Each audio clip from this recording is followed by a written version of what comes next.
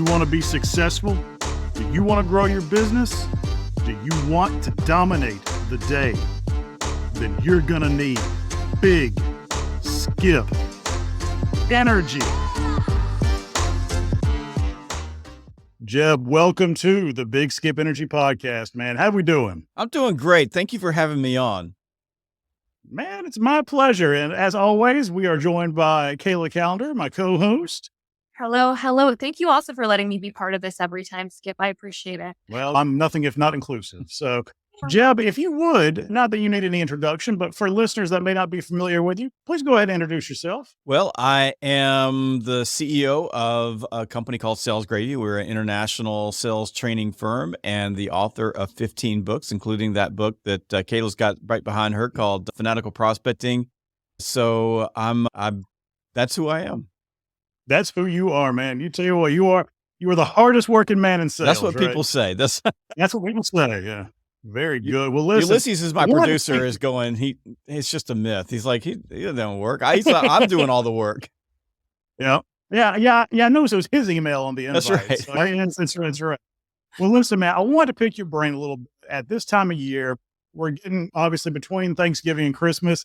It's kind of a down time for a lot of people. A lot of people say this is a 2024 problem and that kind of thing. Salespeople in particular have a very hard time with that, both from the client perspective and frankly, from their own personal motivation perspective. Can you talk a little bit about that and some things that you've seen as effective ways to overcome that problem? Well, the biggest problem we have at the end of the year is that we're tired, we're ready for a break, we're ready to stop, and so is everybody else around us. And there's a lot of distractions. There's amazing things happening. This is my favorite time of year, period. I love Christmas. Nice. So we have this ongoing battle and it's almost cognitive dissonance, right? Do I work and create opportunity for myself or do I slow down and rest and spend time with my family? So I think the biggest issue that we have to face is everybody's got to balance that somehow during the holidays in some way. Some people don't balance. They either they become Scrooges. They work the whole time. Other people completely give up on it and they end up sinking their first quarter of the year because they're not doing anything. So I think that the most important thing is just a mindset of understanding that the 30-day rule is always in play. So in Fanatical Prospecting that Kayla has behind her, you notice the gratuitous book plug there. There's a concept called the 30-day rule, and that simply says that the work that you do in any given 30 days, prospecting work and sales, has a tendency to pay off over the next 90 days. And it's a pretty consistent rule. It works across the board. So if you think about a lot of salespeople, and you've probably heard this before, they complain that January is an awful month. Like January is my worst month. And companies do this too. Mm-hmm. And the truth is there's nothing in January that would say it's a bad month. Like it's not like there's something that happens in January. December can be a tough month because essentially you can lose 2 weeks out of the year. This week, we're only really losing 1 week just because of the way the holiday has fallen. But you can lose a couple of weeks. It can be a tough month. July can be a tough month because everybody takes off on vacation. But January, we're all back. We're all fresh. We got our New Year's resolutions in hand, and we should be at the top of our game.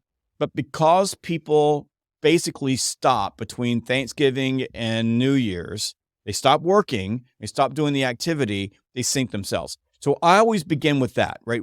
Start with what do I need to do in the first quarter to feed my family, pay my mortgage, achieve my goals, and recognize you got to back up all the way into right now. And you got to start right now doing the activity that's going to help you achieve those goals in the first quarter. Yeah. So speaking of goals, I know Kayla and I talked about this a little bit before we logged on. Kayla, what was it that you were going to ask about the goal setting? Well, one of the things that I noticed, so I'm a mortgage lender and I understand the whole, you have your pipeline to feed, right? And your future is reflective based on what you've been doing sometimes 30, 60 days prior. And so one of the things that I've noticed this time of year is the whole comment, let's circle back. Yes. Let's circle back. And that, Skip, you even said it. It's like after November 3rd, it's like, forget it. You're going to lose it. Get that person in. But one of the things that I've noticed this time of year, and maybe you guys can agree, and Jeb, you can lean into this a little bit, but it's this time of year is what makes a difference between the good and the great. And it's inches, not miles, that makes a difference. But what would you say to someone, Jeb? You've got holidays, you've got these big goals coming up. I feel like you got that person that's goes so hard that they burn out. They don't do anything. They take the whole month of December off. How are you finding someone can essentially find that balance right now? And for someone that even maybe is a realtor or a loan officer, is paid on even commission, how do you find that balance? Well, the way that you find the balance is you have to have, and this is, I think, super important, Kayla, you have to, during this time of year, get your calendar straight. If you go into your day and you don't have a plan with all the distractions, and some of the distractions are wonderful distractions, you're going to fail. And if you go into your day and you don't have a plan, you're going to end up getting home 7 o'clock at night, and you're not going to have time to do the fun things that we do in our holiday. Last night, we got home at a good time, but we were decorating our house and playing Christmas music, and it was a really nice night. But it was an intentional get up, because I can work for 16 hours a day, get up, go home, and go take care of things. So what we're in this place now is that we have to front load our days with the most impactful things that we can do, which is putting things into the pipeline and getting the deals that we have in the pipeline advancing and doing our very best to get them closed before the end of the year, which is tough. There's no doubt people want to circle back. It's an easy thing. And they're doing it to us right now. We understand that. We're not going to win them all. Yeah. But you have to be intentional. So get your calendar right, get your time blocked out, get super effective and efficient with your time. So if you're going to have a block of time, actually do the work during that block of time. And I've got right in front of me, I've got my little remarkable here, my happy calendar, but right on the front page of this is a task list. And that's what I started with this morning, going through this task list, because I got a bunch of things to do. And I am on holiday brain, and my holiday brain's like, we'll get it at the beginning of the year. And so I'm coming into the day intentional about getting stuff done so that at the end of the day, I can quit, go home, spend time with my family, and enjoy the holidays. My very favorite time of the year. I love Christmas. So you have to do that. That would be number one. The second thing I think is something that you said, Kayla, which is that I want to circle back type of thing, and the people pushing you off and people saying, let's wait till the end of the year. And that is human nature. Like when people are overwhelmed with stuff, like they're overwhelmed with the holiday, they're overwhelmed with wanting to have fun. They don't really want to make hard decisions right now. It's super easy to go, you know what? It'll all be easier in January. It's like when Scarlett O'Hara walked down the staircase in Gone with the Wind. Tomorrow is another day. So that happens to people. What you have to recognize as a salesperson is some of that you're just not going to be able to overcome. We had a really hot prospect that I thought it was a referral. I thought this is going to advance really quickly in Birmingham. And the prospect said, hey, can we just do this at the beginning of the year? I just got a lot going on right now. I get it. I buy it. And there wasn't anything there to fight. It was a beginning of a conversation. But what we did was say, okay, great. This is the date we're going to meet at the beginning of the year. Let's get together then. Right. And at least we got something on the calendar. But most important for you right now is don't get hung up in the disappointment of somebody pushing you back and then saying, okay, well, I'm going to give up on everything.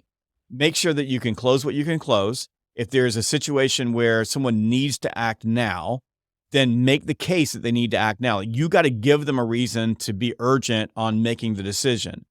And then if there's no reason for them to be urgent, recognize that there's no reason for them to be urgent, but don't do I'll call you in the new year. Give them a date on the calendar. The likelihood is they're going to miss that date. The likelihood you're going to get into January 2 weeks or 3 weeks ahead of time, and they're going to go, that's not going to work for me anymore.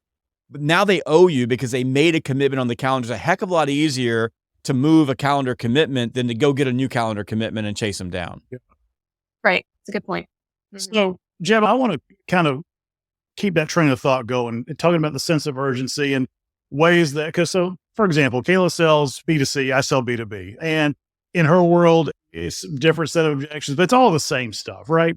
And so what are some really good questions? This is a little side topic here. What are some really good questions or things that salespeople can do to help create a sense of urgency? Well, one of the most important things that you can do is you have to back into a timing thing. So a timing issue or a deadline for them is probably a better way of saying that. So if a person doesn't have a deadline, like if there's no reason for them to be urgent, they're probably not going to be urgent. It's human nature. If I don't have to make a decision, Right. I'm probably not going to, because decisions are risky. So in a B2C world, if you're doing mortgages, then there's the when do you want to be in your new house? When do we need to close? What happens if you don't go ahead and get started right now? And those are all issues. If there's a special, like if you're giving them a point, or if you're giving them something off of the closing cost or what have you, you can say, look, if we don't do this now, you're going to miss that. That's what we do during Black Friday. We bought a whole bunch of stuff for our studio. I think we spent like $25,000 over the last week or so buying stuff for our studio because the time was running out for us to get the savings. So let's go ahead and do it now. So if you have something and some reason for people to make a decision, that's a good thing. And we'll do that in our business. Like, we're going after companies and saying, look, we got 3 weeks left in the year. If you make a decision before the end of the year, we'll do this for you. And that's a good way of getting people to move. It's not always optimal to discount your prices, and it doesn't even mean that you need to discount a price. It could be a value add service that you're putting in there. So that's one way. But most important is, have you and the customer, or you and your prospect, established a timeline for when they have to make a decision? So the timeline might be in B2C, Skip. Let's just say that you're doing a commercial loan in B2C. The timeline might be you have to be funded by this date in order for this deal to go through. And if they're starting to push you back because they think they've got plenty of time, what you have to go back and explain to them is, these are the steps that we have to take. And this is the time it's going to take in each of these steps in order to get to this place. So if we don't have something signed by this date, you're not going to close. You're not going to achieve your goal.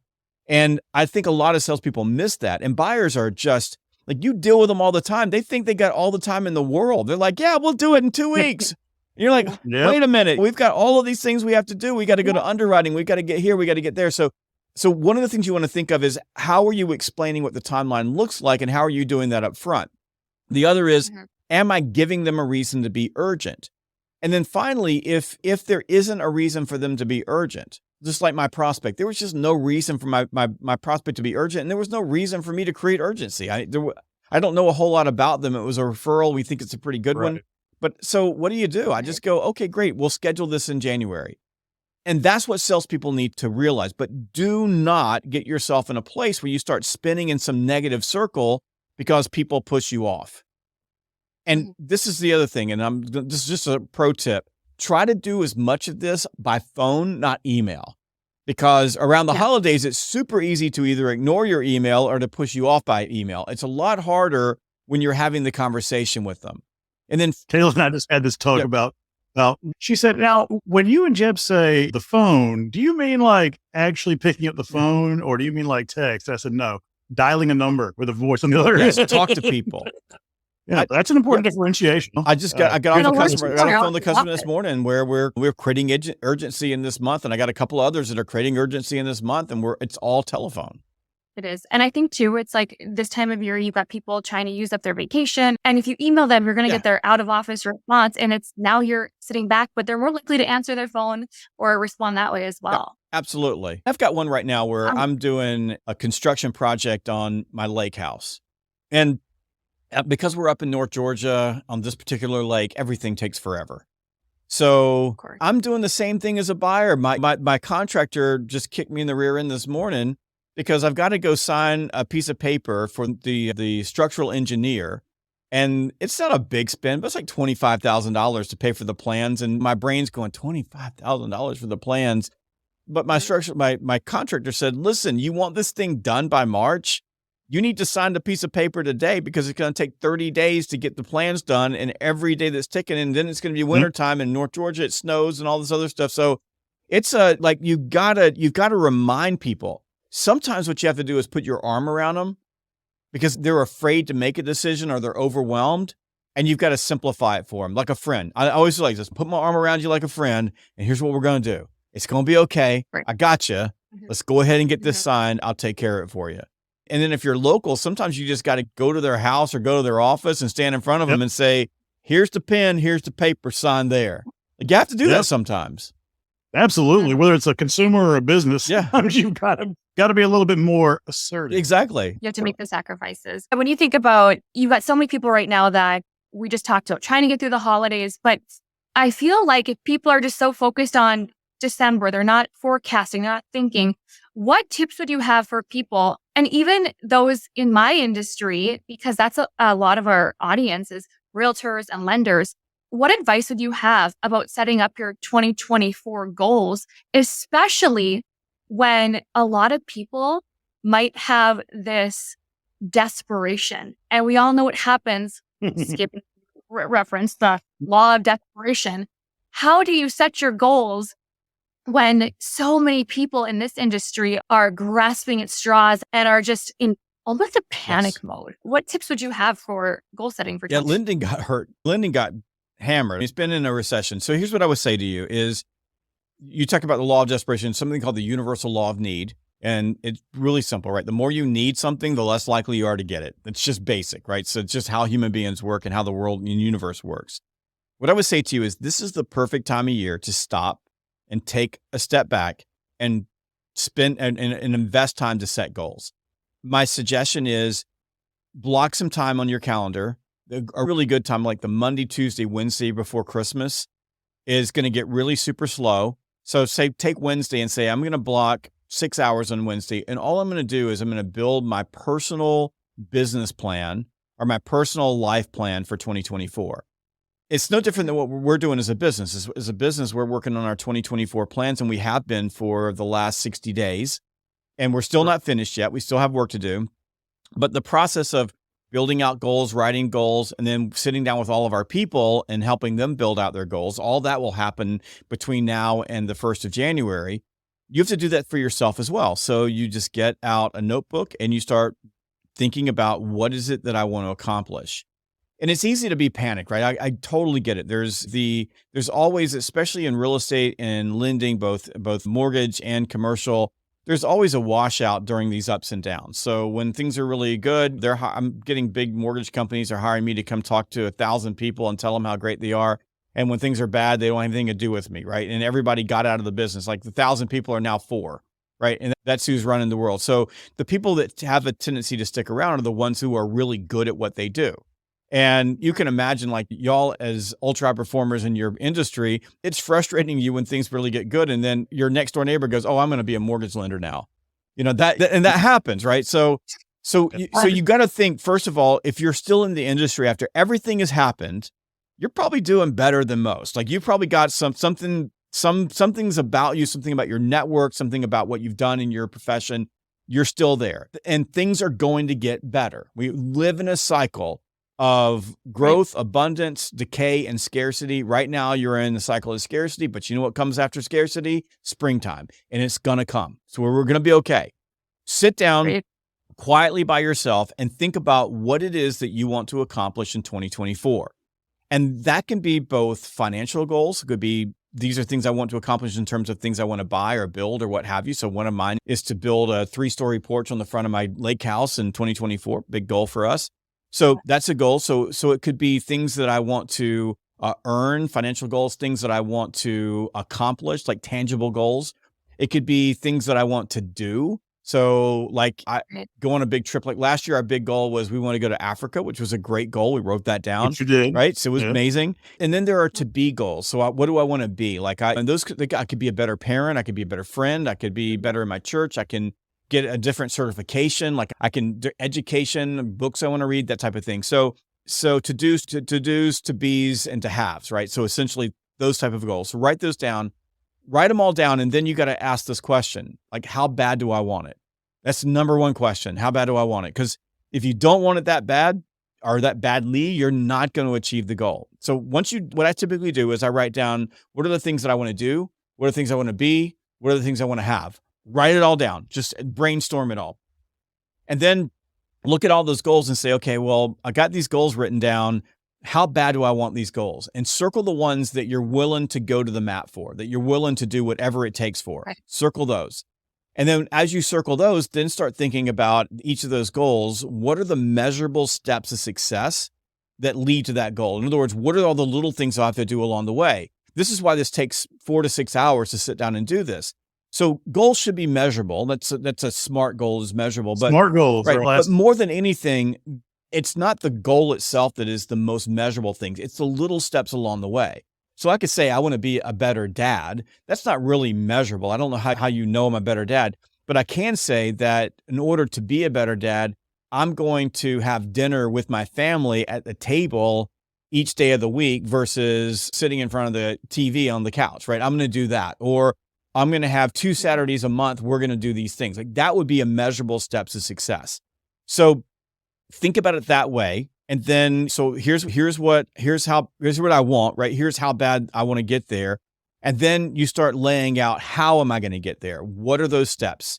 So once you get that down, write it all down and just make the effort of putting it on a piece of paper.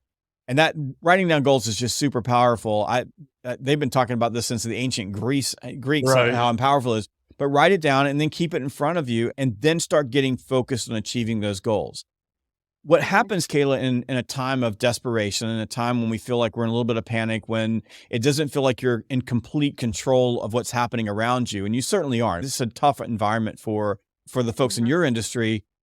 That act of writing down goals, that act of really thinking about what's important to you and what you want to accomplish, both from a business standpoint and a personal standpoint, that gives you a sense of control. Like that gives you a sense of stability and foundation that then you can build on going into the new year. That's why I like building business plans. I know that the moment we hit January 1st, we'll have our business plan. They say the moment you hit the battle, you throw the business plan out. As soon as you hit the big game of 2024, that the business plan is going to get shaken up and it's not going to be perfect. But there's a lot of, I don't know, foundational trust and peace of mind, knowing that at least you have a set of rails to run on. And the thing is that when you set goals like that and you go to execute them, the reality is you're probably not going to achieve everything. So don't be doing like New Year's resolution type goals. Like set goals that you want to accomplish. So, and you're not going to get everywhere. You'll get some of the things, you won't get them all. You can come back and reflect on it at the end of the year. But what you will do is surprise yourself, because on the way to those goals, during the journey, you're going to learn things about yourself that are going to make you better. And in some cases, you may even learn that really wasn't the goal that I wanted, but the pursuit of that goal led me someplace else. But without a set of goals going into 2024, all you do is drift. All you're doing is no different than the same stuff you've been doing. Yeah, you're just waking up in the morning and like, okay, well, how do I start my day? No, it's progress, not perfection, right? Yes. Yeah, I know that's a cliche, but it really does make a difference. Yeah, look, I'm a big fan of messy success is way better than perfect mediocrity. So the goal here is, like you said, it's making progress, but it's getting in control. Like it's being able to say, okay, I can't control everything, but I can control these things. But most important, it is, how bad do I want it? And for God's sake, this is important. Don't set other people's goals for yourself. You won't buy into those goals. So there's a lot of things that your friends, your family, your peers, your boss, that people want for you. That's cool. But if you don't want it for yourself, you're never going to achieve it. You will only achieve the goals that you truly desire. Now, this is important though, because when we start thinking about success in the new year, the success in the new year requires a great deal of discipline. In an environment like you're in right now, where you actually have to be good in order to be successful. Because when, like, in a time of abundance, when your next door neighbor goes, hey, I'm going to be a mortgage lender now, you don't have to be good. Like, you can fog a mirror and be okay. But now where you have to be good, well, being good creates discipline. We were talking about the 30-day rule earlier, like discipline during the holidays. If you got to wake up every day, have a plan, work your plan, so that you can be able to balance both having fun and enjoying the season and taking care of your business. The same thing happens in the new year. And think about what discipline is. Like a really simple definition of discipline is sacrificing what you want now for what you want most.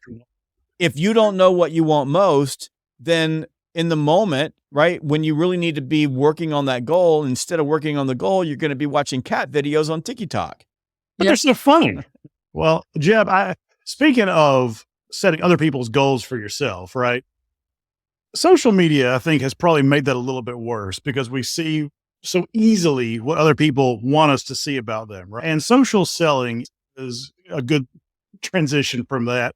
So I know your thoughts on this. Social selling is important, but it's not the be all end all.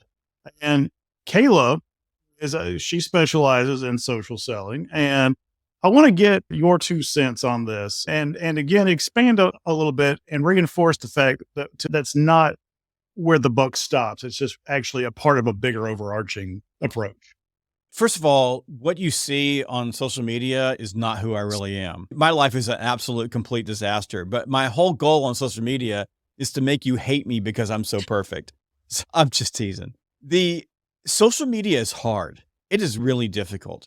If you like, I don't know, if you watch me on LinkedIn, I'm on LinkedIn a lot. I love it when people sitting right before Thanksgiving, sitting in I don't know, what do you call it? An auditorium. And there's this guy sitting next to me and he looks over and does a double take.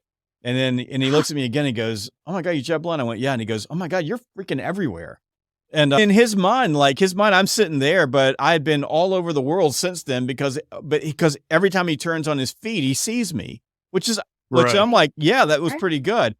Yeah. That is a drag. Like it burns me out working on social media. It's absolutely, in order to surround your community and do it well, it will wear you out. So first of all, when people say social selling, I don't think people really understand. It is very Yeah. hard. And I'm a different kind of human being because I work more than most people do. But for someone to be able to do what I personally do on social media requires me to hire a full-time human being to keep up with what I do. And even then, most people Sure. can't do it. So Right. I think we need to be clear about that when we say this is not oh, go post stuff on Insta and you're going to be okay. It's not easy. Mhm. So, and TikTok is hard too. When it was easy a long time ago, I started tweeting before it was X, and I've got a huge following on Twitter because I was there first. I wasn't on TikTok Mhm. first. So I got a really small audience on TikTok. I walk around the world Yeah. going, "Hey, could you please follow me on TikTok? Because I feel so bad about myself."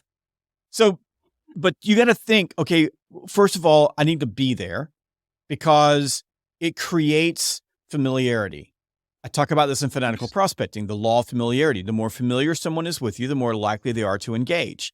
And especially in your industry where we're having connections with circles of influence for other people, where being the Mhm. mayor of your town matters so much. So people know you and they know who you are, that you're networking both online and offline, that matters, that people see you as an expert and that they know your face, they know your voice. Those things really do matter to people. It's why Yeah. when I Yep. sometimes walk into a room, we've got a guy here at our studios right now, Josh, who is shooting videos. He's like, "I'm in your studio. I was there and I've seen you there and I've seen you there and I've seen you there." Like it creates some sort of a feeling in people Yeah. that there's something special because they see you on social media. So for that reason, it's super important, but it's freaking hard. It's not Yeah. easy. And let me tell you Mm. something else. Yesterday, I'm pretty sure I was doing the math because I had a really good day, both on social media and online. So I did a big webinar with a couple thousand people there. I'm pretty sure that I got about 20,000 individual human beings that either liked, commented on something, or saw me do something. That was pretty big. Oh. I got Yeah. It's huge. 0 people call me to do business with me. None.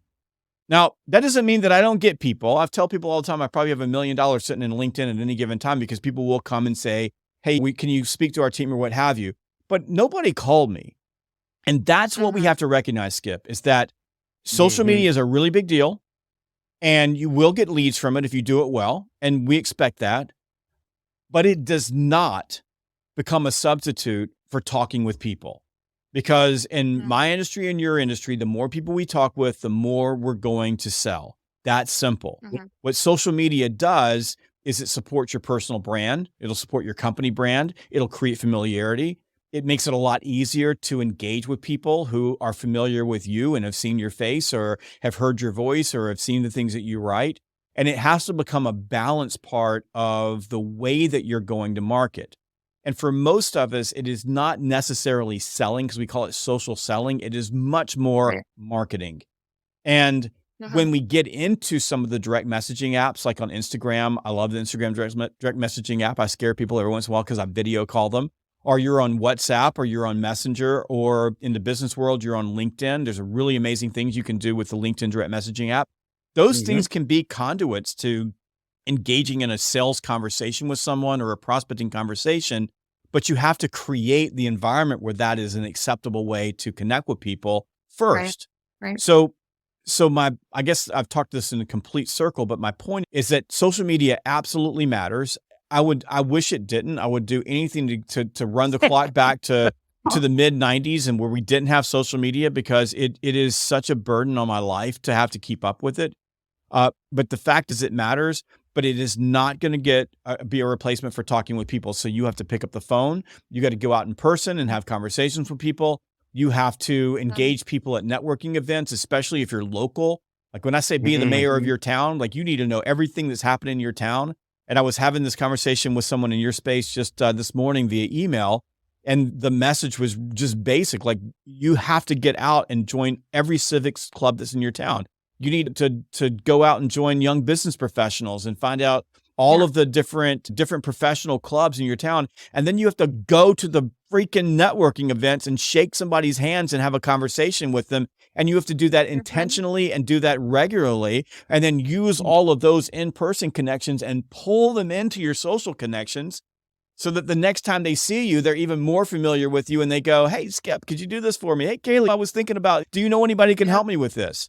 That's how you have to do it. It is a complete system and ecosystem. And Kayla, I'd be interested in hearing your take on that, on my side of it. If you may have a different view of how social media works, and maybe you got an easier way to do it, because it's making me crazy. No, I will agree with you. It's like another job. It really is. And a lot of times we think that, wow, anything I put online is going to be seen by so many, and you never know what could go viral or what your neighbor could see or what have you. But I love that you are real about it's not just about posting. It's not just about posting something and then walking away. You need to realize that it's about engagement as well. And when you talk about the law of familiarity, you want to know how much easier it is for me to go up to somebody in a room. Like tonight, we've got an event for the chamber. You want to know how much easier it is for me to walk into a room and people already know me and they say something like, oh, I saw your story. It creates this common bond, or easy to talk to. It's an icebreaker. And that's where you just hit it on the head. And Skip, you and I have talked about this. But go to these events, what are you doing after? How are you then bringing those people back in, as you said, and then following up? And then it's posting again. And then as you do that, it's a full circle again. Then those people will follow you. They'll share your items. Then it's a whole thing of, you can't just post online and not appear anywhere. Yes. You need to get out there and shake some hands. So I love exactly what you said. And to add to that, you have to take care of your community. Like you've got to surround your community. And I've been guilty of not doing that. I've been guilty of, sometimes just get so burnt out on it that I'll post something and dozens of people will comment on it, and then I just leave them hanging. And I've got all these crazy things. Like I've got this whole text messaging community where people can text message me and I send out daily tips and that type of thing. And I got to respond to them. And I got burned out on that. I got to a point where you just booted it back up again, man. I did. I just booted it back up again, and I'm committed to it because of this concept of surrounding your community and why it's so important. It was something that I felt really guilty about because I love it. Like it's a great thing, but I finally got staff in place. It's a full-time freaking job. So I had to get people in place that allow me to then engage with my audience in the right way. But if you start thinking about, like, I got up this morning, to give you an idea, I woke up this morning. The first thing I did was edited a video that I put on TikTok. And then I took that same video and I moved it over to YouTube Shorts. I took a video that was a longer form that I can't put on YouTube Shorts, and I dropped that in LinkedIn this morning. I had one that went out yesterday. It was really good. Then I took another video and put it on our LinkedIn page. Then I went over to X and I posted a video on X. And then I went to Instagram and posted a video there. Then I had to go through all of the cascade overnight of all the people who had commented and make sure that I went in and liked what they said. And I responded in some way. Sometimes it was meaningful. Sometimes it was an emoji, if it was anything, but just letting them know that they were there. And then I had to look at all the people who had mentioned me and other posts out there and comment on their things. And that was like 2.5 hours. And when you're diving into this space, and I didn't even get the threads, which I don't even know what to do with that anymore. So you start looking at that, you go, wow, that's a lot of things, but you have to surround your community, because the best thing that happens, Kayla, is you walk through the door and they go, oh, that was really cool. Hey, I really love that post that you did. And hey, thanks for commenting. Like, thanks for responding to my comment. Now you got a bond. And by the way, now you reciprocated. Then, by the way, think about this. Then I have to go to people who are in my audience who are on other people's posts and post something and then comment on their stuff. And hey, that was a really great comment. I'm creating reciprocity.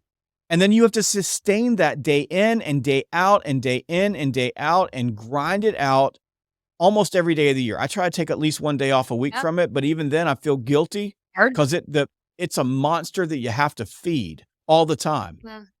But that's what it does for you. We did an interview with a guy named Alexander Zachary, and he's a real estate agent in New York City. And he's on Sales Grove University now. We put him in a what we call an expert voice interview where he talks about how he sold like $30 million of real estate on TikTok and Instagram.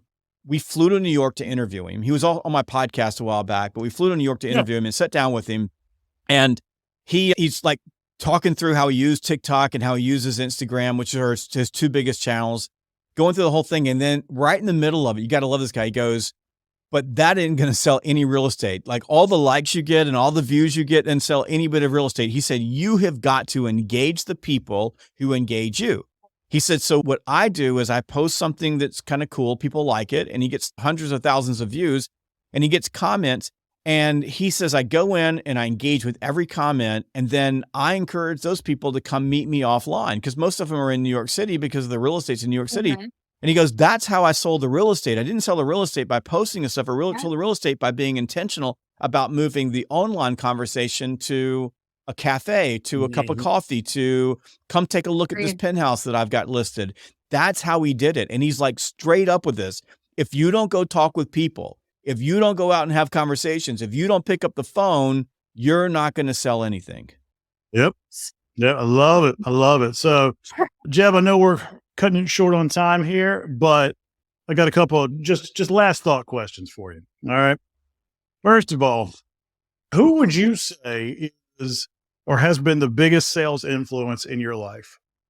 I would say it was a gentleman named Bob Blackwell. I dedicated Fanatical Prospecting to Bob, and he was one of my very first sales managers, not my first one, but one of my very first ones. And I learned so much from Bob, mostly because he was really good at large accounts, big deals, complex deals, really good at strategy, but also fantastic at dialing things into their most, I guess, simple and basic formats. And he taught me everything. He was just a great leader. And I'm not talking about a kumbaya leader. I complained to him one time. I said, you don't ever send a card. You don't ever say anything nice. He says, because my job is to help you sell more. So shut up and go sell something. His ability to execute the craft, he was just a freaking genius. And I just absorbed everything. And I've told him this recently, but I'm just a product of Bob. And I learned along the way from a lot of people, but I would say of all the people in my life, he was my greatest influence. And I also think that's one of the things that a lot of sales professionals today are missing. There's not a lot of people like Bob out there. There used to be, but there's not a lot of old line sales leaders who truly want you to succeed, that get their arms around you, see the potential in you, and have the courage to kick your rear end when it needs to be kicked, and to bring you along and teach you when you need to be taught. Bob was one of those people. It's funny you say that because I just finished Mike Weinberg's most recent book, and he's got a whole section there that discusses the necessity for that one-on-one time with your sales manager, right? Yes. Or I guess from the sales manager's perspective, whatever. And yeah, I think you're right. I think we get so caught up on the day-to-day, we don't actually stop and take intentional time with our teams. Yeah, so this is a great book, by the way. Mike and I we spent some time together. It's easy to read, so it's good stuff. Yeah, we dropped in 2 episodes on my podcast, but he was in Atlanta, so we got him in the room together, and we did the interview there. What a brilliant man he is, and he is. I think he and I are a lot in sync in terms of what we believe when it comes to sales leadership and having people who invest time in you. All right, so last thing. Can you give me an update on Outbound for 2024? I can. So right now, tentatively, the plan is to run Outbound between the 5th of November and the 7th or 8th of November, in that space. I think the 8th or the 9th, excuse me. So Tuesday would be a VIP day. Wednesday, Thursday would be our core conference. And then Friday and potentially Saturday, a leadership specific conference around leading outbound activity. We're still working with how it's going to look. Tentatively, we plan to be in San Antonio at a really awesome resort there that I love that's got a TPC course. So trying to figure out how to do outbound and golf at the same time. So we've got our arms around it. Right now we're trying to get the contract with the hotel nailed down, and they're being great. They really want us to be there. So we're just trying to work that out. Outbound has been at times a money winner for us. We've made money, and then we've invested back in the conference. And the last couple of years, it's been a major investment because we've lost money on the conference. So we have to get the money right on this one, so we don't do that again. Sure. The format this year is going to be a little bit different than what we've done in the past. So the one thing that we're doing is we're going to put some pretty significant restrictions on the number of tickets that we sell because it got too big. And when we first did Outbound, it was great because it was intimate. We could walk around, talk to everybody. We made so many friends through Outbound, people that we met along the way. All of the people that we met on social media, they come to Outbound and we get to see them face to face, fun. And then it just got like 2019, 2021, 2022, it just got so big. And then we had this huge audience that was watching from home as well, that we were out there and we weren't able just to get to people and have any type of conversation because it was like, hey, yeah, how are you doing? And move into the next person. So we're gonna limit the tickets this year so that we're going to get back to our roots. And then the conference itself is going to be much more of a training conference than a keynote conference. So in the past, we've had amazing speakers that come up, but they go up and they give you a keynote. It's super entertaining. It feels good. It's a great show, but there wasn't nearly as much teaching and outcomes, right? So we're gonna really dial it into a much deeper training conference. Still a great stage, still great speakers, still great people doing it, but really designed so when you walk away, you've got a workbook full of actionable things that you're going to take away with you. So we're going to decomplicate it. Not nearly as many speakers. I think at our peak we had 35 speakers, and that'll make you crazy if you're ever trying to herd that many A personalities and prima donnas around. Yeah. So we'll limit the number of total speakers, and then we're looking at how we can add a leadership component specifically. So you come to the conference for 2 days, you go to the training conference, and as a leader, you stick around, and it's a cool resort. So it's a place that you want to stick around in, and you stick around, and then we spend some time together talking about, as leaders, how do you implement these with your team? Very cool. Very cool. Thank you for that, man. Kayla, did you have anything else for Jeb? Jeb, I just want to know where you find your energy, because when you tell me about your morning, I feel you, but I'm not on stage speaking to people, and I haven't written many books, working on a chapter of a book. But where are you finding your fire? Where are you finding your fire every day? I want to know. That's a good question. I like what I do, so I enjoy that. And I'm working harder at building a team of people in our company. And our company has grown so fast and so large at this point with the number of people we have. But building a group of people around me that are completely reliable, that can handle everything, so that all I focus on are the things that I'm really good at. That's what I'm working on. But I think that when I wake up every day, I like what I do. I like sales. I love having conversations like this. I don't know that I'm delivering anything that's meaningful for people all the time. There's nothing we said in this podcast that people don't already know. But people seem to want to hear the message. So I like that. I like having an impact on people. And one of the reasons, Skip, I started with my text messaging group again was because I dig it. Like, I really do. Like, I get a text message from somebody, they got a question, I like answering the question. And I'm trying to build more margin around my life so that I can do that. So that's where it comes from, I guess. I don't know. I wake up every day and I like what I do, and I'm happy, and I've got amazing producers like Ulysses, who, when people call me the hardest working man in sales, he just shames me because he's like, you don't work hard. I do all the work. So it's good people around you, essentially. Yeah. And I think somebody asked me, like, why do you keep growing your business bigger and bigger? And I think that the thing that I learned early on is that I like having a tribe. Like, I like having a team and a group of people around me, even though the more people you add, the more complicated it gets. But I dig that. So that's something that I pull energy from. I love that answer. That's awesome. All right. Well, Jeb, thank you so much for spending some time out of your day with us. I really do appreciate it. And I'm looking forward to everything that 2024 brings, especially outbound at the end of the year. And hope you have a great rest of your holiday. Awesome. Absolutely my pleasure.